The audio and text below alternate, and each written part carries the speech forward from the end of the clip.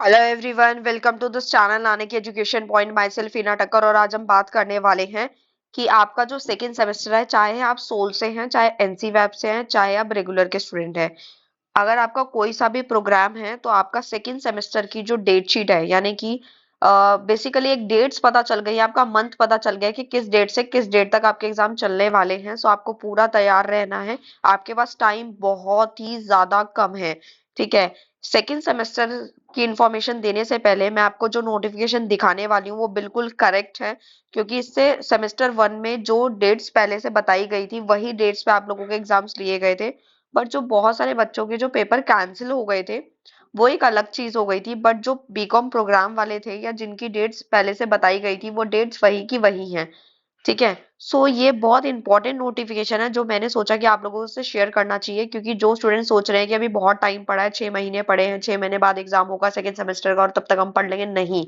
आपके पास टाइम बहुत ही कम है, क्योंकि असेसमेंट अगर हो जाते हैं तो उसकी भी तैयारी करनी है।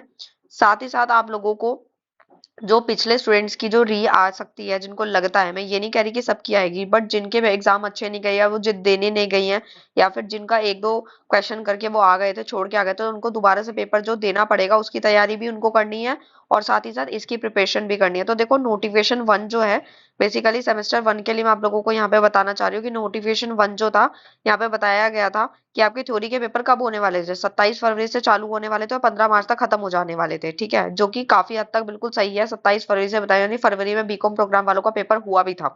तो बिल्कुल सही नोटिफिकेशन था, जो कि मैं आप लोगों को ये एक प्रूफ के तौर पे दिखा रही हूँ, ताकि आप लोगों को ये बिल्कुल क्लियर रहे कि सेकंड सेमेस्टर के लिए भी टाइम कम है और आप लोगों को पढ़ना स्टार्ट कर देना चाहिए। क्योंकि इस बार जो भी बीकॉम प्रोग्राम वाले हैं उन लोगों का जो चैप्टर्स है, यानी जो यूनिट्स आ रही है, कॉर्पोरेट अकाउंटिंग वगैरह आ रही है, उसमें शेयर डिबेंचर चैप्टर थोड़े मुश्किल मुश्किल चैप्टर है।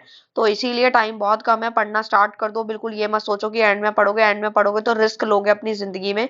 मैं बता रही हूँ, रिस्क बिल्कुल नहीं लेना है आप लोगों को। और सेकंड सेमेस्टर के लिए मैं बता रही हूँ, थ्योरी के जो एग्जाम है, जो सबसे इंपॉर्टेंट बात है वो आप जान लो, 17 जुलाई से आप लोगों के एग्जाम स्टार्ट हो जाएंगे। 17 जुलाई से, फिर से सुन लो, 17 जुलाई से स्टार्ट हो जाएंगे और 28 जुलाई तक आप लोगों के एग्जाम जो है खत्म हो जाएंगे। तो आपके पास टाइम बहुत ही कम है। जुलाई को तो बिल्कुल काउंट मत करना, क्योंकि एग्जाम चल रहे होंगे, असेसमेंट भी ले लिए तो वो भी टाइम हो जाएगा।